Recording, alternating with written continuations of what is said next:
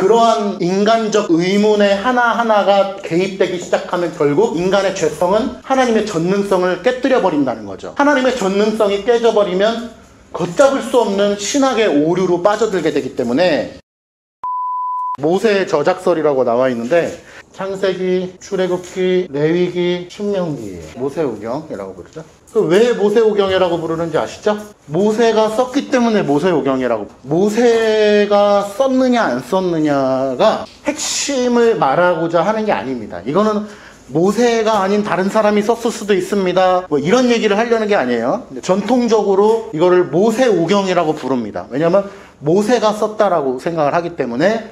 그리고 모세가 썼다라는 것을 성경의 곳곳에서 자증하고 있기 때문에 모세오경이라고 전통적으로 부릅니다. 그런데 현대신학으로 변화되면서 현대신학이라고 하는 거는 그냥 우리처럼 이제 성경을 성경대로 보지 않고 이제 인간적인 해석으로 보려고 하는 시도가 되면 될수록 이 창출레민신을 모세가 다 쓴 게 아니다라고 하는 비평적 사고들이 점점 가미가 되고 있어요. 모세가 다 쓴 게 아니다. 그 이유가 뭐냐라고 했을 때 창세기 1장부터 10장, 11장부터 20장, 21장부터 30장, 31장부터 40장, 41장부터 50장까지 있잖아요, 창세기가. 1장부터 10장이 기본적으로 천지 창조에 대한 내용이고 11장부터 20장이 기본적으로 아브라함, 그 다음에 10장이 이삭, 그 다음이 누구예요? 야곱, 그 다음이 딱 요 4명의 이야기예요, 창세기가. 물론 그 외에도 부수적인 것들이 많지만 되게 외우기 쉽죠? 1장부터 50장까지 있는데 1장부터 10장까지는 천지창조, 그 다음 10장은 아브라함의 아들의 아들 이렇게 나가잖아요, 자손들이. 요 4명의 족장들에 대한 이야기거든요.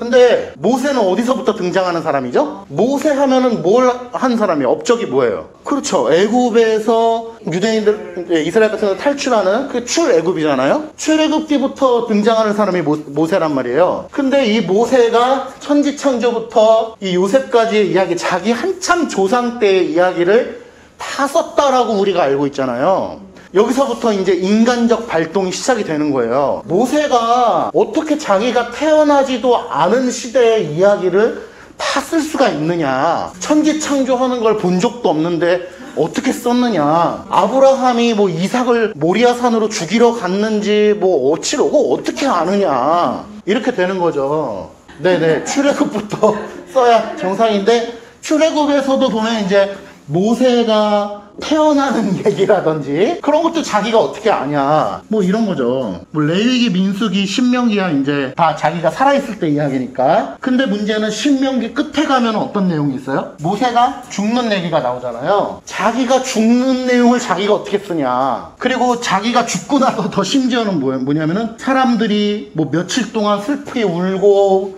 사람들이 모세를 뭐 어디다 묻었고 이런 이야기를 자기가 어떻게 쓰냐라고 하는 퀘스천 마크들이 생겨나기 시작하는 거죠. 그리고 더 나아가서는 뭐예요?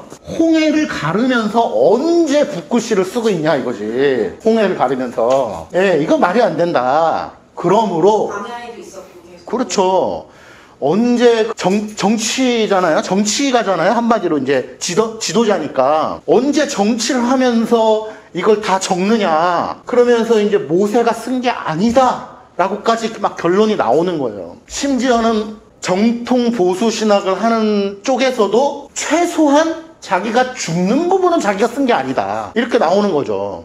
그러면 이제 제가 질문을 드리고 싶은 것이 이 사람들이 성경을 쓰는 데 있어서 그러니까 여기서의 제가 그래서 논의점은 아까 전에 초두에 말씀드렸듯이 모세가 썼느냐 안 썼느냐를 따지고자 하는 거는 두 번째예요.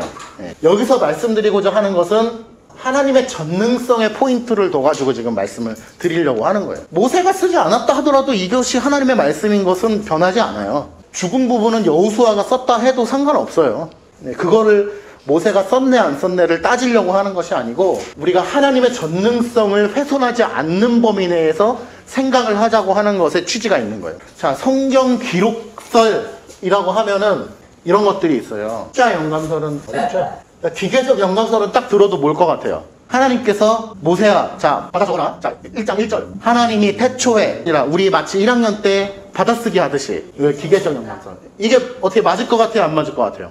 네네. 그러니까 모세가 성경을 기록할 때, 그거는 아니라는 거죠. 기계적 영감설을 우리는 부인을. 축자 영감설, 유기적 영감설 비슷한데 결론적으로는 우리가 지지하려고 하는 것은 유기적 축자 영감설이라고 그래서 뜻을 여러 가지를 얘기해보면 모세의 지성과 인성과 학벌과 문화적 배경과 그의 언어적 특성과 이런 모든 것을 합력하여서 하나님께서 그 글을 적게 하셨다. 예를 들면 바울이 가지고 있는 문체가 있을 수 있고 모세가 가지고 있는 문체가 있을 수 있고 학벌과 지성적 배경이 다를 수 있죠. 그런 것들을 다 다르게 사용하셔서 유기적으로 통합적으로 글을 저자로 사용하셨다라는 것이고, 그럼에도 불구하고 그가 성령의 감동으로, 우리는 기본적으로 성령의 감동으로 기록하게 하셨다고 하잖아요. 성령의 감동으로 기록하게 하셨지만 유기적으로 모세에게 기록하게 하셨지만 한 글자 한 글자 틀림이 없고 오류가 없고 뜻이 없는 글자가 없다는 것이죠. 모든 하나님의 그 성경의 내용에 다 뜻이 있고 계획이 있고 우리에게 말씀하시고자 하는 바가 있다는 것이죠. 그래서 기본적으로 이것을 우리는 지지하는데, 여기로 다시 돌아왔을 때 그러면 모세가 이걸 정말 다 쓴 게 맞느냐라는 문제로 다시 돌아갔을 때 현대의 많은 사람들은 이런 부분들은 직접 쓴 게 아니지 않겠느냐라고 하는 설들이 많다는 거죠. 그런데 대부분의 교회들은 그렇게 받아들이고 있어요. 모세가 다 직접 쓴 게 아니다. 그럼 뭐냐? 후대 사람들이 전승에 의해서 성경을 다 들은 걸로, 귀동량으로 들은 걸로 성경을 기록하게 되었다라고 하는 거예요. 자, 그렇게 되면 자연적으로 이 성경의 내용들이 어떻게 받아들여지겠어요? 오류가 있다는 거죠. 왜? 귀로 들은 걸로, 전승으로, 귀동량으로 들은 걸 가지고서 써내려 갔으니까 당연히 오류가 있고 하나님의 말씀이 맞긴 맞지만 약간 네, 약간 하나님의 말씀이고, 뭐 더 나아가서 현대신학, 바르트 신학이 하나님의 말씀이 맞지만 선포되어질 때만 하나님의 말씀이라든지, 내가 성령의 음성을 들어서 그것을 설교 가운데 선포할 때만이 또 하나님의 말씀이라고 얘기를 한다든지 갖가지 신학이 다 나오는 것이죠. 그러니까 제가 말씀드리고자 하는 것이, 모세가 안 썼다 하더라도 이건 하나님의 말씀인데 내가 왜 모세오경, 모세 저작서를 이야기를 하려고 하냐면은 바로 이 포인트에 들려고 하는 거예요. 자, 만약에 모세가 이 모세오경을 써내려가는 과정 속에서 우리가 생각할 때는 자기 조상 때 이거를 어떻게 써? 라는 생각을 할 수 있고, 자기가 죽는 장면을 어떻게 써? 라고 생각하겠지만은, 하나님께서 성령의 감동으로 이 성경을 쓰게끔 하셨는데, 성령의 감동이라는 것은 완전하신 하나님의 역사하심이고 그의 주권이고 그의 능력이신 것이지, 부분적인 능력을 주입해 인젝션 해줌으로 말미암아 그가 능력의 사람으로 성경을 쓰게끔 한 게 아니라는 거죠. 성령의 감동으로 성경을 쓰게 하셨다는 것은 하나님께서 완전하게 성령의 감동으로 모세를 사용하셔서 하나님의 말씀을 기록하게 하셨다라는 게 우리가 믿는 거잖아요. 그렇다면 하나님의 전능성을 우리가 근거하여서 성령의 감동을 통하여 유기적 축자 영감설로 모세에게 쓰게 하셨다면 천지 창조할 때의 그 기사를 하나님께서 못 쓰게 하셨겠느냐 이거죠. 성령의 감동으로 성경을 써내려가는 모세가, 자, 첫째 날, 잠깐 기억이 안 나. 첫째 날 하나님께서 뭘 만드셨지? 이렇게 하게 하셨겠냐는 거예요. 그렇지 않다. 그렇죠. 그러니까 역시 교리적 바탕이 있는 분들은 이렇게 받아들이는 거예요. 네.